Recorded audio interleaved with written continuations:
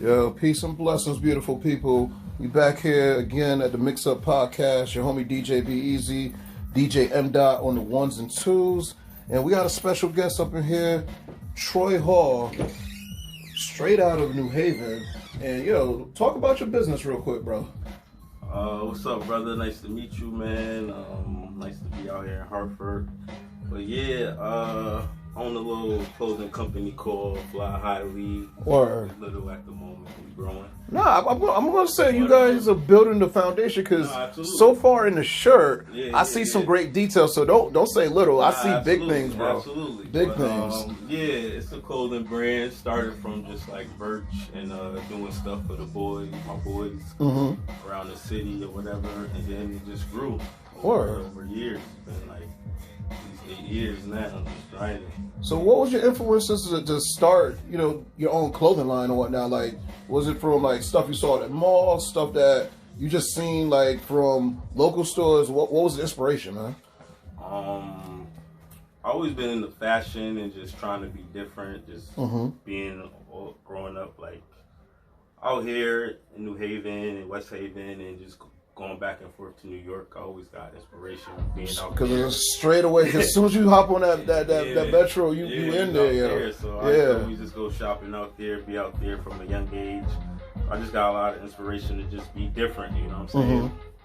So throughout the years, my boys just started doing their thing, rapping and stuff. So I just started making merch for them. Word. Sure. So so I'll say in the past 9 to 10 years, what were the biggest changes you've seen in the fashion industry? And then since we talk about music too, in the music industry as well. Wow.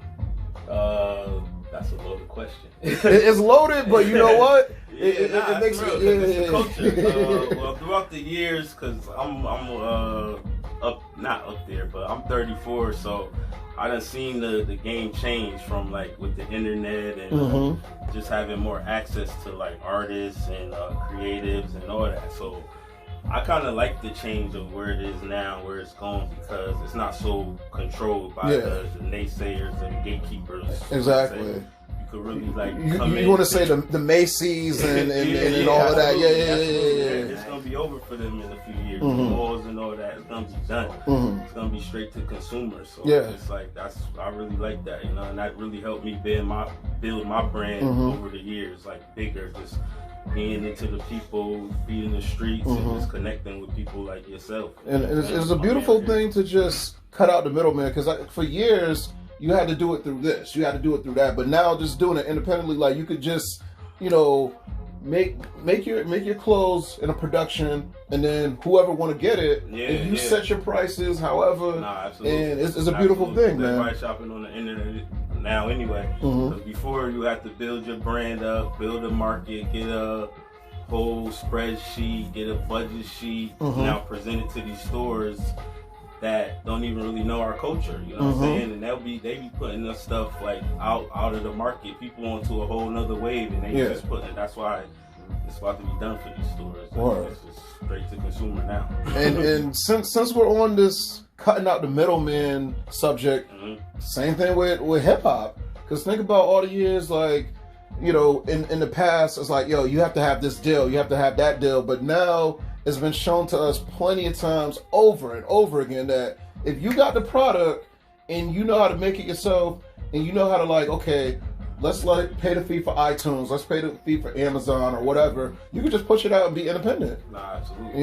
And keep that money in your pocket. Yeah, and it's like the artists you see now in the game that really get the most respect and can make their own moves. It's like, of course, we have the big name artists, the Drakes and whoever you want to name, but of course the artists that's really in the streets and really making money and really making their own moves is they all independent. Yeah.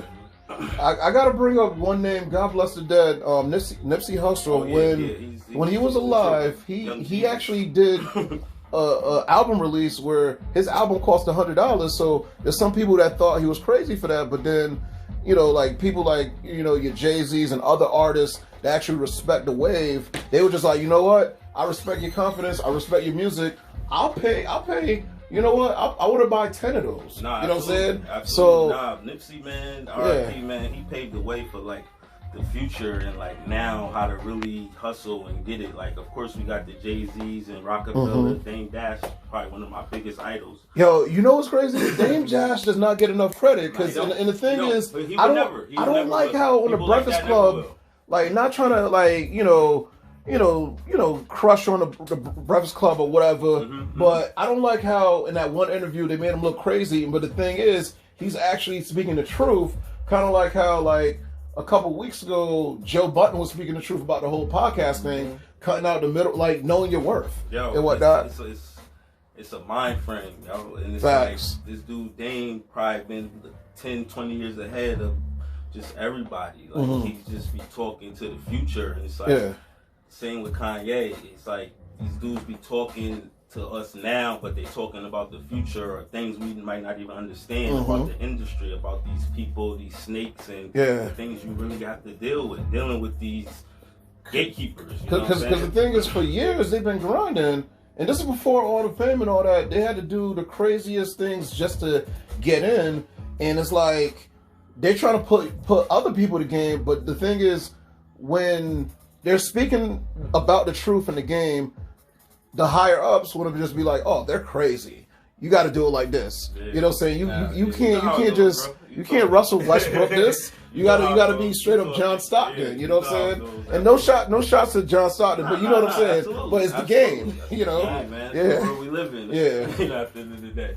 True. Yeah, that's my guy, man. Like I said, that's one of my biggest inspirations. Just because he just took a fearless approach to just how he did everything, how they started Rockefeller to Rockaware to everyone that came up from him, from state property to Kanye. He just always build a brand. He just knows how to build a foundation and build a brand with his artists and with his companies. Dude, know your worth, man, because I'm looking at the hat and I'm thinking about like, and it's two different lanes, two different artists, but same vision. I did not know until a couple weeks ago, Chance the Rapper, that, you know, you see that 3 on his hat. I didn't know in one year he made 6 million. Come on, man. That's faith. That's faith in putting your work out there, bro. You know? So when you have like you don't build a brand, like people don't lay the foundation. All you gotta do is just take that confidence and run with it. You know what I'm saying? Or, dude, so current state of music right now, and also, you know, what you see going on in 2021 when it comes down to like music period with the rap game, R&B, our type of music and all that. What you see as a vision going on? With music, it's really like, I don't know, it's probably always been this way, but it's really like a battle between, I feel, the mainstream and the underground. And you still feel like it's still a battle?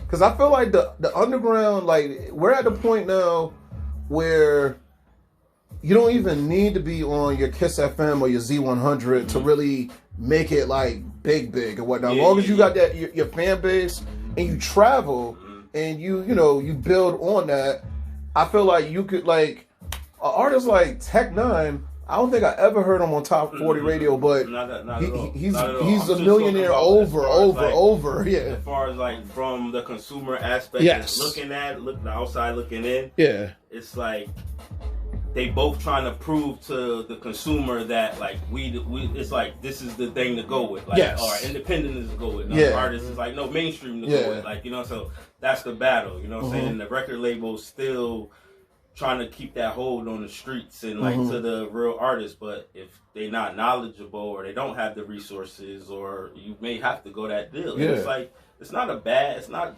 because it's one thing knowing your worth, like you knowing your worth, but also I feel like the artists of now are better at reading contracts.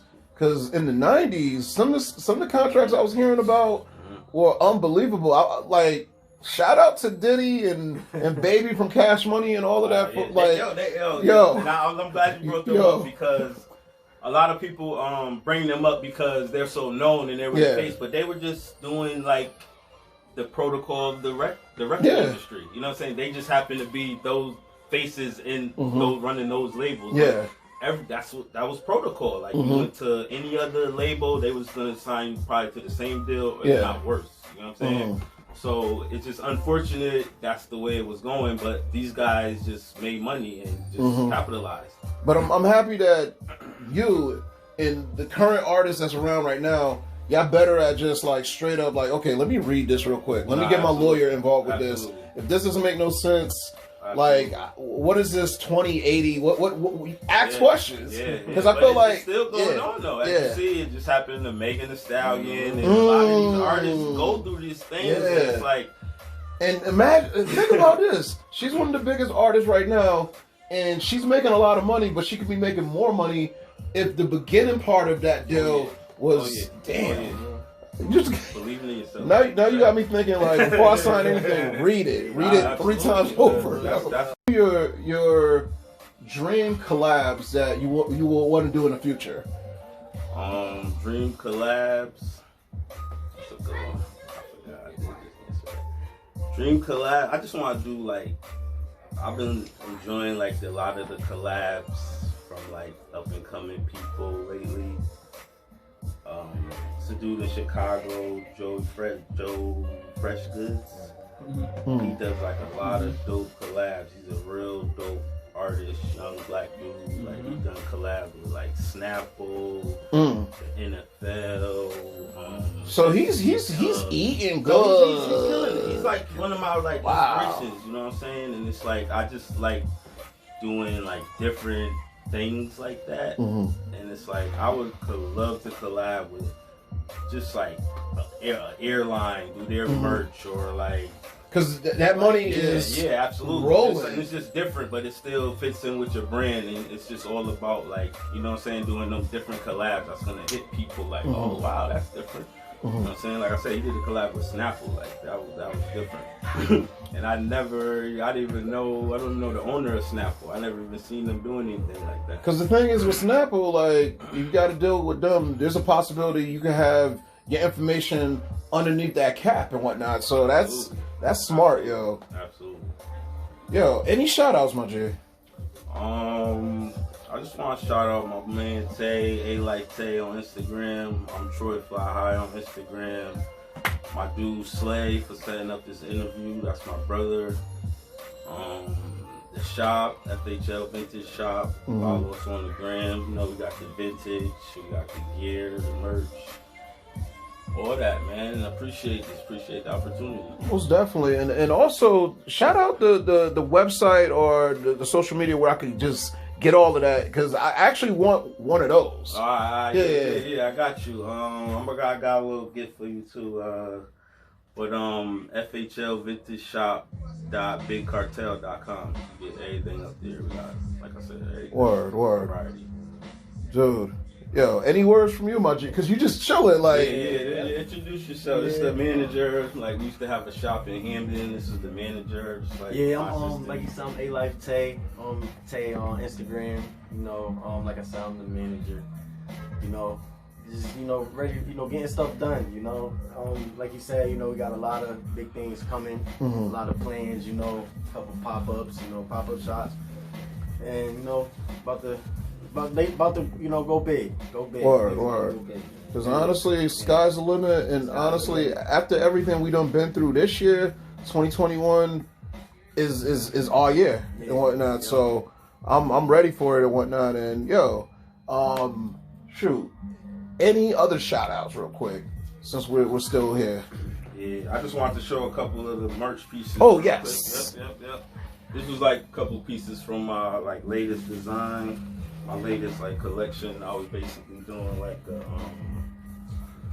collab to the 90s merch. Yeah, right there, my G. Bring it down a little bit lower. That for Juneteenth. Yeah, that's crazy. That 90s feel, when we just celebrated being black, we wore all the Malcolm X and the Martin Luther King and all that stuff. That was a little homage to 90s or the UConn players like Ray Allen. That's sick, yo. You know what I'm saying? Or the dudes that came up through UConn. That was a little homage to them. Just my thought process behind all these ideas. Got this one. Fly High League. Yes. For those that's into the ganja culture. Just peace and love. Yeah. Right there, bro. Yup. That one. I think that's the one I'm wearing. That probably was that's the best one. It's the nail right here. After this month is over for that one. Cause it looks like it's a monster truck and all that. This is a throwback racing car. Like drag racing. We got the key on the back. That's dope, yo. That's dope, my G. Yeah, I came over with all those drinks, man. Like I said, we was trying to build, get it right. And we got the pop up coming. What's the date? The date on that? So we good. 24th. Okay. Yep, 24th in New Britain at Unknown Clothing Shop. And boutique clothing shop. But word. We about to be there turning up, man. Then I got like another one probably next month in like New York and Soho. Like word. Yeah, it's gonna be my second one. I'm trying to really do it big. Like dude, between the last one was a success, so this one it's gonna be crazy. COVID kind of slowed it down with like COVID, but like I'm about to like really try to make that move. Definitely tag me into the IG joint or when you're promoting it and whatnot, and I'll try to show up and whatnot. You know what I'm saying? And if I can't show up, I'll just have some people show up. Simple as that. Yeah, let's swing back through, get some promotion right, because I got some more drops coming soon, so I want to get word. Dude. Technically, I'm living in the studio myself. You know what I'm saying? I got the same setup in my crib. Like I just moved out the shop, set everything up in the house. Like, but it's amazing what you could do with a computer now. Just computer, USB mics, just the whole nine and whatnot. That's a fact, brother. That's a fact. But yo, peace and blessings, man. And we're gonna do this again. Beautiful people. We'll be back in a couple more minutes and whatnot. And then we got the grand finale with DJ N. Unknown in the building. Unknown Clothing Store. All of that.